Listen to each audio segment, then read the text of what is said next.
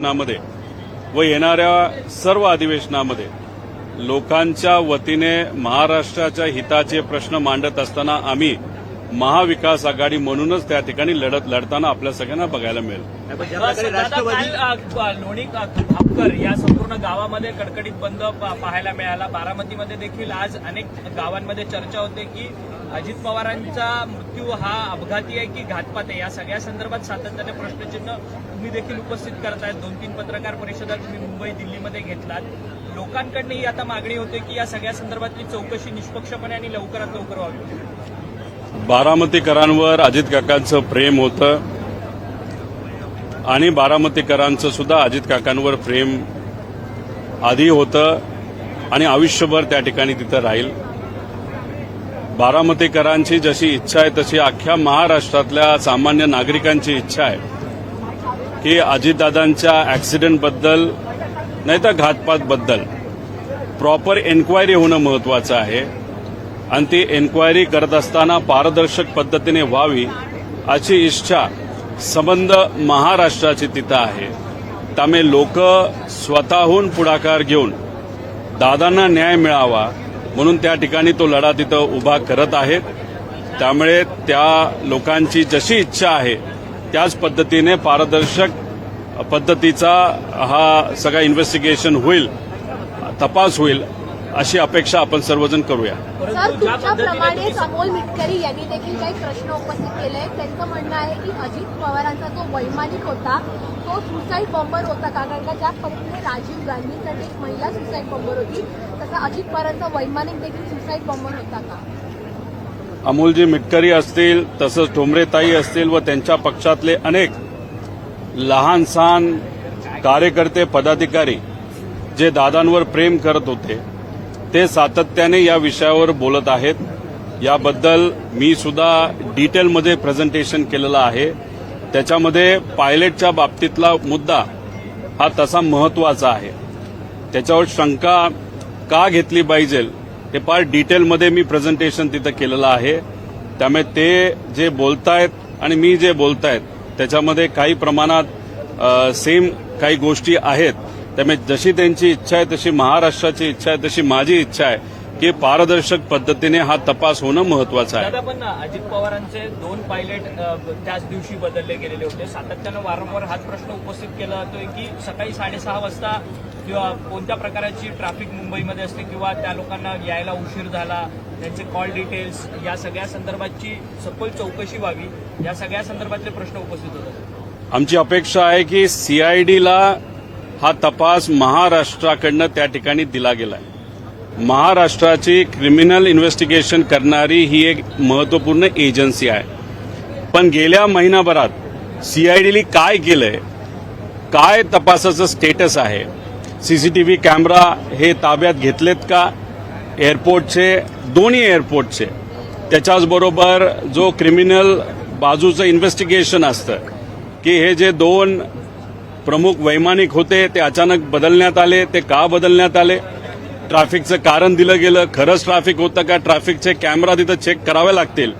त्याच्याचबरोबर WhatsApp group ॲरोचा जो मी त्या ठिकाणी सांगितला होता, ॲरोचा जो हँडलर आहे त्याच्याबद्दल जे काही मी सांगितलं होतं, त्याच्याचबरोबर दादा गाडीली जाणार होते ते का कॅन्सल झालं, अशा बऱ्याच विषयामध्ये सखोल चौकशी करणं महत्वाचं आहे. डीजीसीएकडनं आणि व इन्व्हेस्टिगेशन एजन्सी डीजीसीएच्या अंतर्गत नाहीतर सिव्हिल एव्हिएशनच्या मंत्र्याच्या अंतर्गत यांनी थातूरमातूर 2 रिपोर्ट त्या ठिकाणी दिले. पण प्रमुख रिपोर्ट येणं बाकी आहे. त्याच्यामध्ये प्रिलिमिनरी रिपोर्ट हा पुढच्या काही दिवसांमध्ये येईल असं कालच मंत्री महोदयांनी त्या ठिकाणी सांगितलेलं आहे. आम्ही वाट बघत आहोत काय प्रकारचं इन्व्हेस्टिगेशन त्यांनी आतापर्यंत केलेलं आहे, त्याच्यात काय गोष्टी समोर येत आहेत. कारण आतापर्यंत जी माहिती आम्ही दिली त्याच्यापेक्षा कितीतरी जास्त माहिती सत्तेतल्या काही लोकांची आणि व्हीएसआरचे कसे संबंध होते, कशा पद्धतीने हे जे काही इन्व्हेस्टिगेशन नाही तर तपास आहे हा चुकीच्या पद्धतीने त्या ठिकाणी चालू आहे. सर्व पुरावे हे आमच्याकडे आहेत.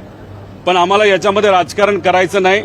खरंच काय ऍक्शन व्हीएसआरवर घेतली जाते, आजपर्यंत व्हीएसआरने कशा पद्धतीने चुकीच्या गोष्टी या विमान चालवत असताना नाही तर त्यांचा व्यवसाय करत असताना केल्या आणि दादांच्या बाबतीत काय चुका त्यांच्या झाल्या, त्याच्याचबरोबर कपूर नावाचा हा जो पायलट आहे त्या बाबतीत काय, आणि व सत्तेत असणारे जे सर्व नेते मंत्री आहेत त्यांचे संबंध VSR बरोबर कसे होते, या सगळ्या गोष्टी आमच्याकडे आहेत. त्यामुळे तपास जर योग्य दिशेने जात असेल, 2-3 दिवसांनी प्रायमरी रिपोर्टमध्ये फक्त थातूरमातूर फक्त हे केलं ते केलं अशा जर गोष्टी न करता डिटेलमध्ये काही प्रमाणात डिटेलमध्ये जो तपास असेल तर आम्ही समजू योग्य दिशेने हा तपास त्या ठिकाणी सुरू आहे.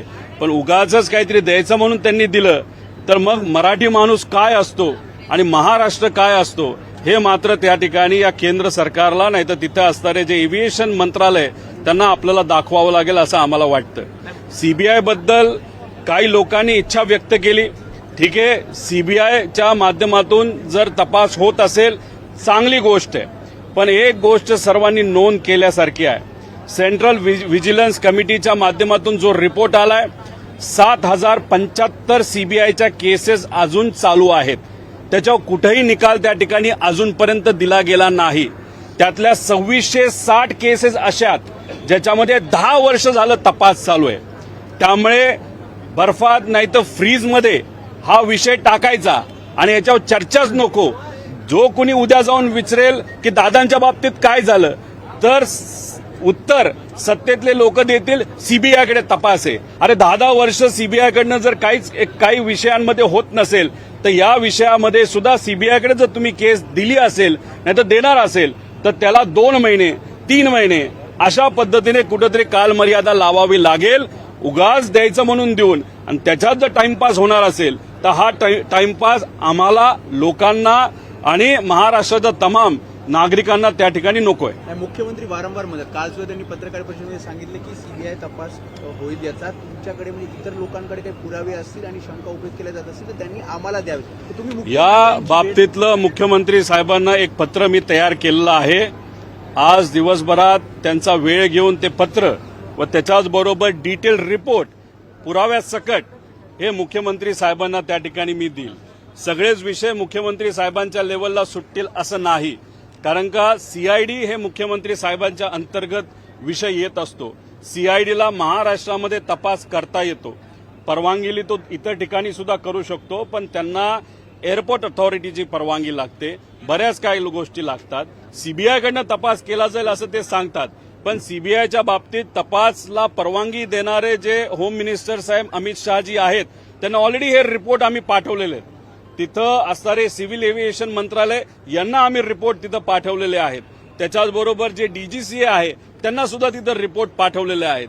पण महाराष्ट्रातले अनेक सत्तेतले काही मंत्री सांगत आहेत की प्रेझेंटेशन घेण्यापेक्षा मुख्यमंत्री साहेबांना तुम्ही रिपोर्ट द्या.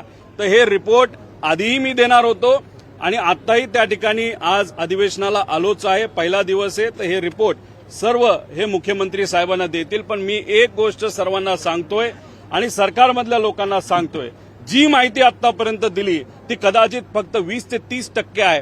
70% माहिती आम्ही मागे ठेवलेली आहे. त्यामुळे जर तपास योग्य पद्धतीने होत नसेल आणि त्याच्यामध्ये जर काळं बेरं झालं हे फार सरकारला महागात पडू शकतं. त्यामुळे आम्हाला इथं राजकारण करायचं नाही. आमची विनंती एवढी आहे, प्रायमरी रिपोर्ट जो 2 दिवसामध्ये येत आहे तो योग्य पद्धतीचाच त्या ठिकाणी असावा. आणि ब्लॅक बॉक्सचा फोटो हा आमच्याकडे आलेला आहे, तो कसा आहे, किती जळला याचे डिटेल सुद्धा आमच्याकडे आलेले आहेत. पण आम्ही वाट बघतोय की केंद्रीय एव्हिएशन मंत्रालय या बाबतीत कसा तपास करते, काय करते. त्याच्याचबरोबर श्वेता सिंग बद्दलची पण बरीच माहिती त्यांच्यावर कशा कंप्लेंट केलेल्या आहेत, कशा पद्धतीने श्वेता सिंग या भ्रष्टाचार करत आलेले आहेत याची माहिती सुद्धा तिथं आम्हाला कळालेली आहे. त्यामुळे या लोकांना बाजूला ठेवून इन्व्हेस्टिगेशन करणं हे जास्त महत्वाचं आहे, कारण का पारदर्शक इन्व्हेस्टिगेशनमुळेच कुठेतरी दादांना त्या ठिकाणी न्याय मिळू शकतो असं आमच्या सगळ्यांची भूमिका आहे. काल महाविकास आघाडीची जी बैठक झाली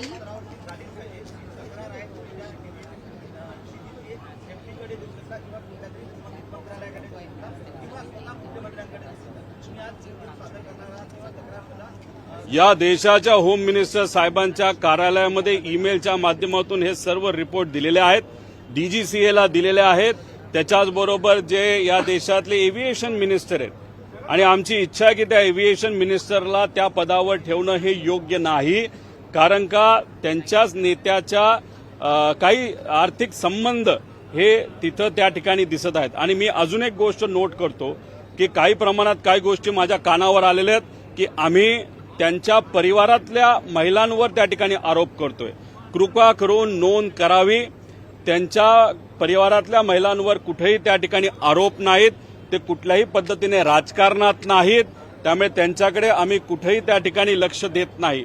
आमचं फक्त एवढंच मत आहे की एक जी कंपनी आहे ती त्यांच्या नेत्यांच्या संलग्न असल्यामुळे तिथं त्यांच्याकडनं तपास पारदर्शक पद्धतीने होईल का असं प्रश्नचिन्ह असल्यामुळे आमची ही मागणी आहे की ते एव्हिएशन मिनिस्टर आहेत रामकृष्ण नायडू साहेब ते त्या पदावर राहू नये अशी इच्छा त्या ठिकाणी आम्ही व्यक्त केलेली आहे. काल महाविकास आघाडीची बैठक झाली त्यामध्ये तुमच्या पक्षात समन्वय नव्हता म्हणून कोणी नेता येऊ शकला नाही की काय नेमकं? अरे हेच तुम्हाला सांगतोय की आम्ही त्यांना त्या ठिकाणी सांगितलं होतं आम्हाला येणं अवघड होतंय कारण का तिथं आलं तर मोठेच नेते यावे लागतात.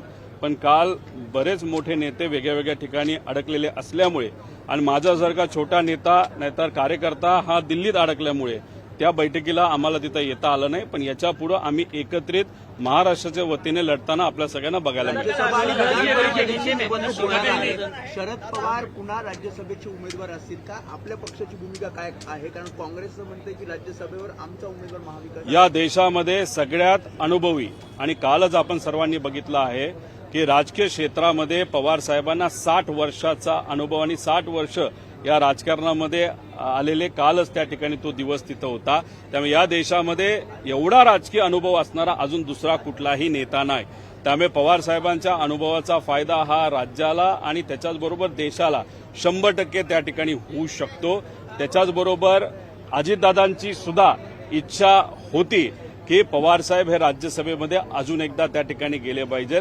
आमच्या पक्षातली सुद्धा इच्छा आहे पण पवार साहेबांना अजून या बाबतीत आम्ही विचारलं नाही. त्याच्याचबरोबर राऊत साहेबांनी इच्छा व्यक्त केली की पवार साहेब जर इच्छा दाखवत असतील राज्यसभेत जायची तर आम्ही तिथं पाठिंबा देऊ. त्यामुळे या बाबतीत महाविकास आघाडीमध्ये पवार साहेबांच्या बाबतीतली कुठं चर्चा झाली आहे असं मला तरी वाटत नाही. पण जेव्हा चर्चा होईल तेव्हा सर्व लोक पाठिंबा देतील असं विश्वास त्या ठिकाणी आम्हाला वाटतो. पक्ष आधी पवार साहेबांशी त्या ठिकाणी बोललं जाईल. पवार साहेबांची तब्येत ही थोडीशी नरम असल्यामुळे पण आता ती चांगली आहे. त्यामुळे त्यांच्याशी डायरेक्ट कुणी तिथं संवाद या बाबतीतला केला नसावा. पण पुढच्या 2 दिवसामध्ये पवार साहेब जेव्हा मुंबईत येतील तेव्हा आमच्या पक्षातले काही नेते सुप्रियाताई हे त्यांच्याशी बोलून मग इतर पक्षाचे महाविकास आघाडीतले जे पक्ष आहेत त्या नेत्यांना त्या ठिकाणी आम्ही बोलू शकतो. बोललं जाईल आणि त्यांच्या पाठिंब्याने पवार साहेबांना जर इच्छा असेल तर ते नक्कीच राज्यसभेवर जातील. पण ही संवाद होत असताना अजितदादा पक्षाबरोबर आमचा संवाद होईल असं आम्हाला वाटत नाही. कारण दादांची ती इच्छा होती पण आता या पक्षाची इच्छा आहे का हे त्या पक्षाच्या प्रमुखांना त्या ठिकाणी माहिती. तुमच्यासाठी सुरक्षेची मागणी सातत्याने केली जाते. एक तर रोहित पवारला कुठली भीती नाही. रोहित पवार कोणाला घाबरत नाही हे आजपर्यंत तुम्ही त्या ठिकाणी बघितलेलं आहे.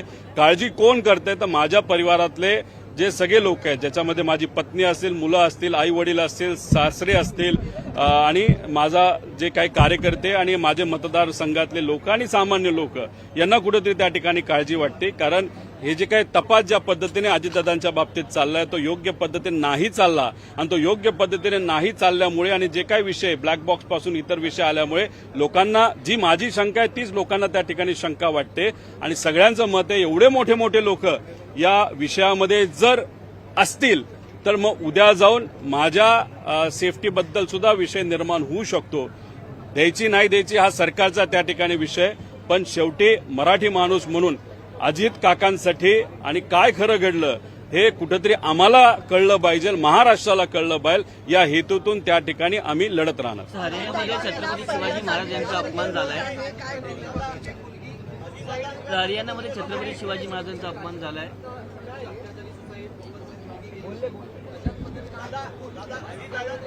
बोललो छत्रपती पहिल्याच अधिवेशन अजितदादांच्या शिवाय होत आहे. ते दुःखद भावना आहे. एक तर समजतच नाही की आता अधिवेशनामध्ये कसं बोलायचं काय बोलायचं. का तुम्हालाही माहिती आहे कधी कधी मीडियाशी बोलत असताना मागून दादा जेव्हा जायचे तेव्हा मिश्किलपणे ते टोमणे सुद्धा त्या ठिकाणी मला मारायचे. जेव्हा दादा आत येत असायचे तेव्हा घोळका आमदारांचा त्यांच्याबरोबर असायचा. एका रुबाबात ते इथं येत असायचे. चांगले कपडे. या अधिवेशनामध्ये येणारा पहिला माणूस, पहिला नेता कोण असायचा रोज, तर ते अजितदादा असायचे. आणि सगळ्यात शेवट जाणारा नेता कोण असायचं, ते अजित काका त्या ठिकाणी असायचे. असं एक व्यक्तिमत्व आज आपल्यात नाही. जेव्हा केव्हा त्यांनी अधिवेशनामध्ये मुद्दे मांडलेत, नाही तर एखादा निर्णय मंत्री म्हणून घेतलेला आहे, तो निर्णय घेत असताना महाराष्ट्राला केंद्रबिंदू ठेवलेला आहे. आणि शिस्त ही अधिवेशनात कशी असावी, कशा पद्धतीने विषय आणि मुद्दे मांडले असावेत, बोलत असताना कोण कसं बोलतंय, भाषणामध्ये मध्येच कोणी ते काहीतरी बोलतंय का, या सर्व गोष्टींवर तिथं लक्ष असायचं. त्यामुळे एवढा मोठा नेता, एक मराठी माणूस, एक मराठी नेता आणि शिस्तप्रिय अनुभवी नेता आज आपल्याबरोबर नाहीये. त्यामुळे या अधिवेशनामध्ये येत असताना कुठंतरी मनामध्ये दुःख त्या ठिकाणी होतंय. पण त्यांनी आम्हा सगळ्यांना एकच गोष्ट सांगितली आहे, काय झालं तर लढत राहायचं. आणि त्या दृष्टिकोनातून आम्ही सर्वजण अधिवेशनात लोकांच्या वतीने, लोकांच्या हितासाठी, महाराष्ट्राच्या हितासाठी जे कुठले जमतील ते मुद्दे मांडत त्या ठिकाणी लढत राहू. हरियाणामध्ये छत्रपती शिवाजी महाराजांचा मांडलेला आहे. अर्थसंकल्प त्यांनी ज्या प्रकारे आतापर्यंत मांडली, मात्र आता मुख्यमंत्री देवेंद्र फडणवीस हा अर्थसंकल्प मांडणार आहेत. ज्या प्रकारे अजित पवारांची आखणी होती या अर्थसंकल्पाबाबत, तसं मुख्यमंत्री पूर्ण करतील असं वाटतं? माझ्या अंदाजाने अजितदादांनी आतापर्यंत 11 वेळा अर्थसंकल्प या महाराष्ट्र राज्याच्या त्या ठिकाणी मांडलेला आहे.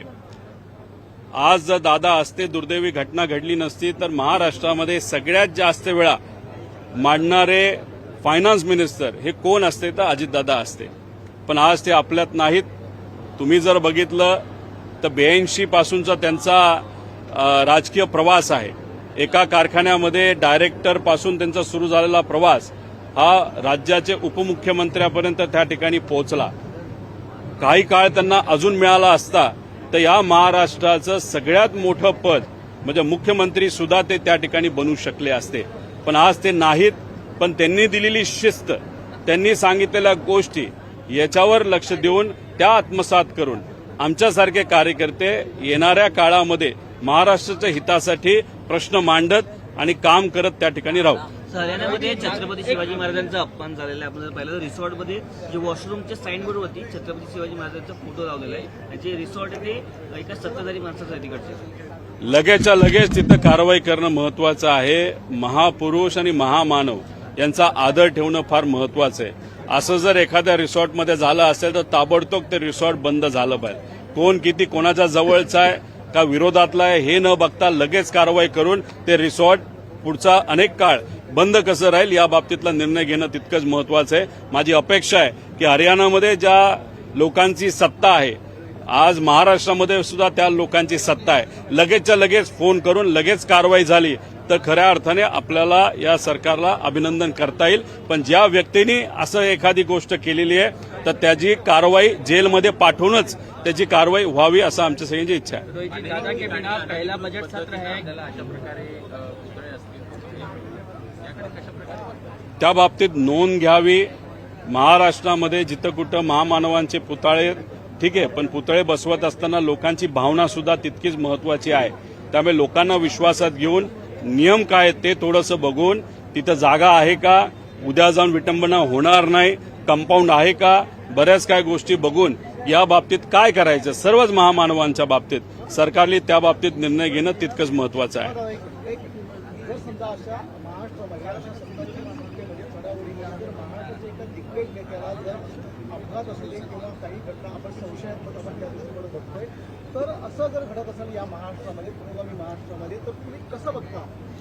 घडत असेल तर का घडत नसेल हे माहीत नाही. पण एक गोष्ट तुम्हाला सांगतो, महाराष्ट्राचा मराठी माणूस अजितदादांच्या बाबतीत काय झालंय हे खऱ्या गोष्टी पुढे आल्याशिवाय शांत बसणार नाही.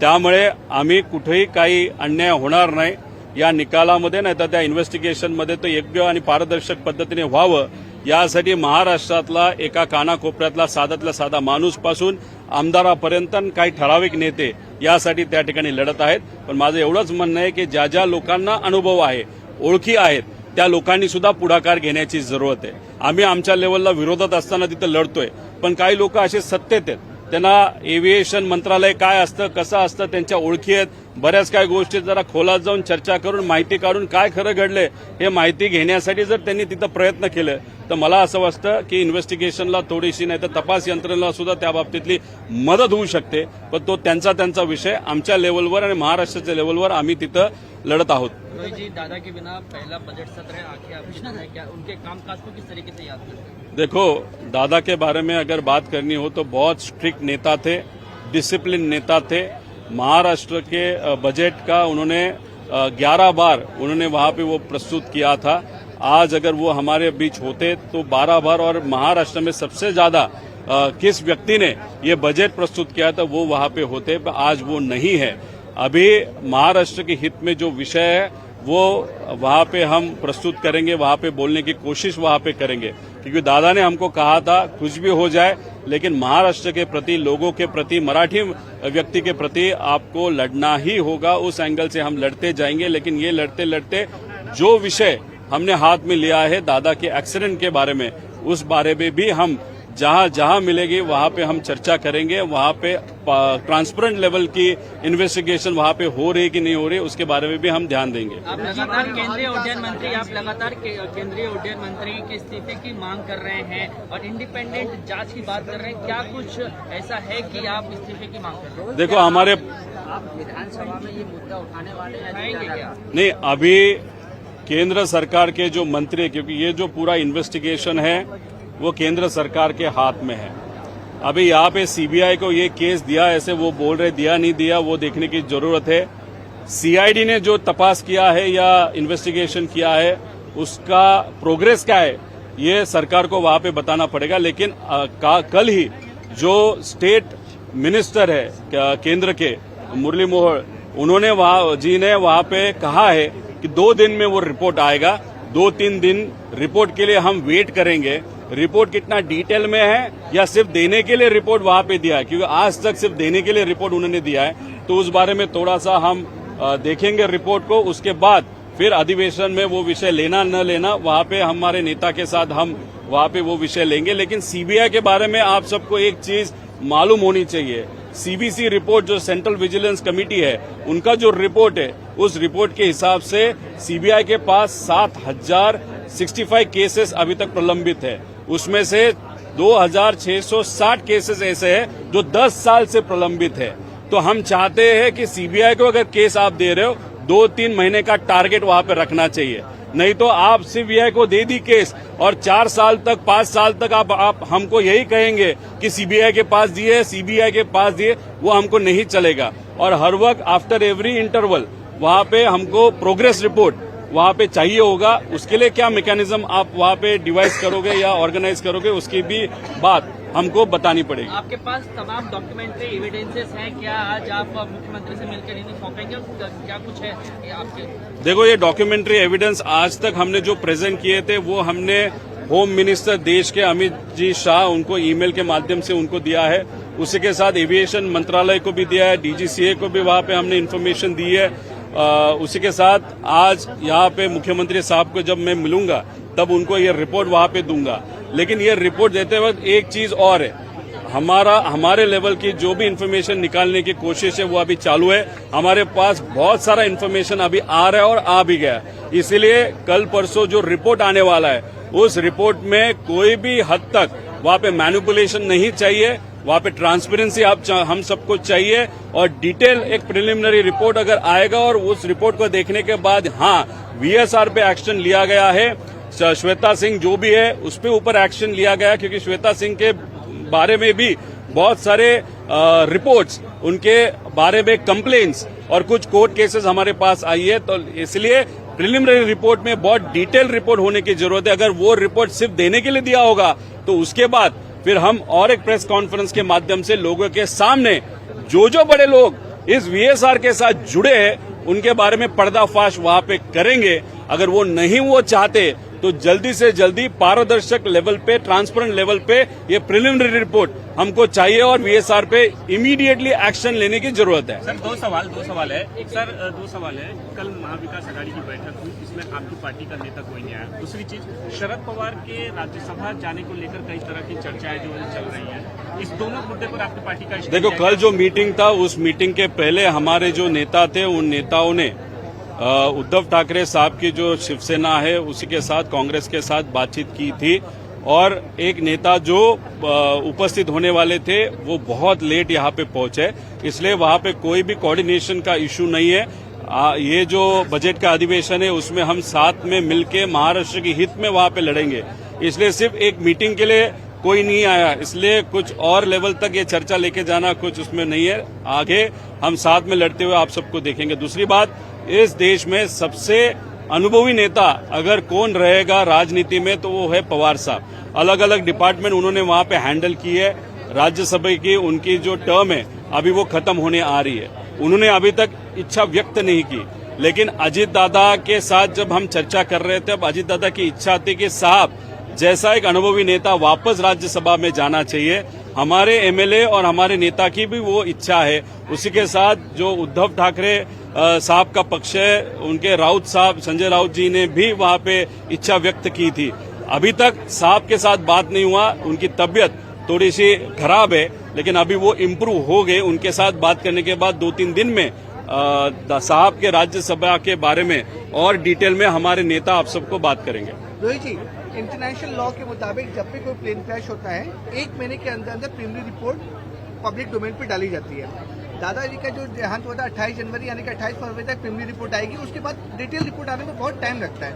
जो ये प्रीलिमिनरी रिपोर्ट आएगी, अगर जो भी उसमें तथ्य होते हैं, क्या उसके लिए आप तैयार है? जैसा मुरली मनोहर जी कहे कि हम प्रीलिमिनरी रिपोर्ट 1-2 दिन में करेंगे, तो इंटरनेशनल लॉ कहता है कि आप पब्लिक डोमेन में डाल देंगे 1 महीने के अंदर। उस रिपोर्ट के बारे में क्या कहना चाहते हैं? यूएस में एक जो एक्सीडेंट हुआ था उसका प्राइमरी रिपोर्ट 2 दिन में आया था। ठीक है, आप बोल रहे हो तो 1 महीना हम रुकेंगे, तो हम रुकेंगे, लेकिन अगर आपने डीजीसीए का एक स्टेटमेंट अगर देखा होगा, एक कमेटी उन्होंने फॉर्म की है, उस कमेटी के अंतर्गत उन्होंने कहा था 15 फरवरी तक हम रिपोर्ट देंगे। आज अगर आप देखो 23 फरवरी, 15 फरवरी होके 7 दिन 8 दिन हो गए, तब भी उनका रिपोर्ट अभी तक नहीं आया।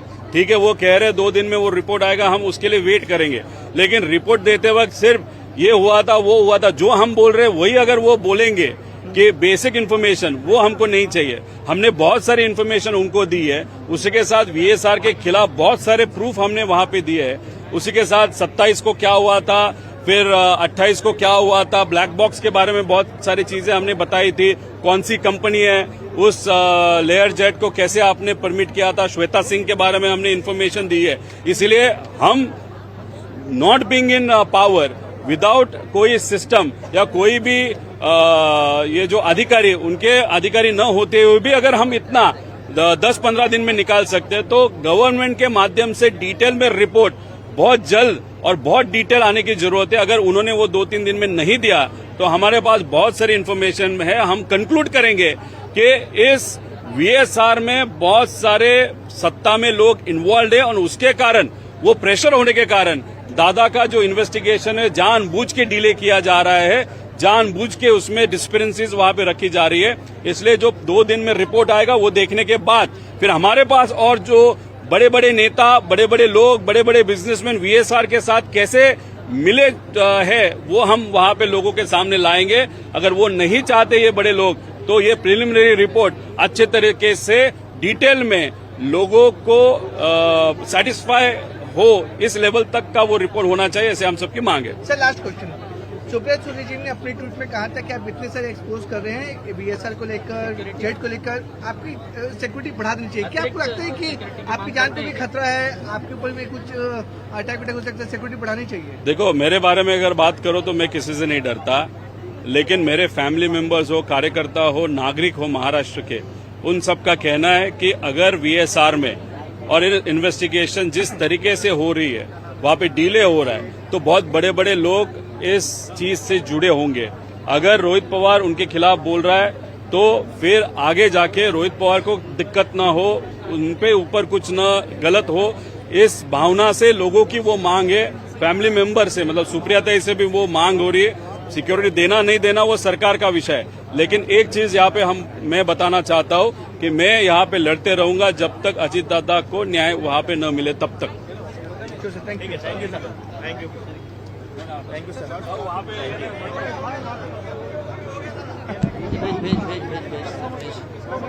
चला 1 to 1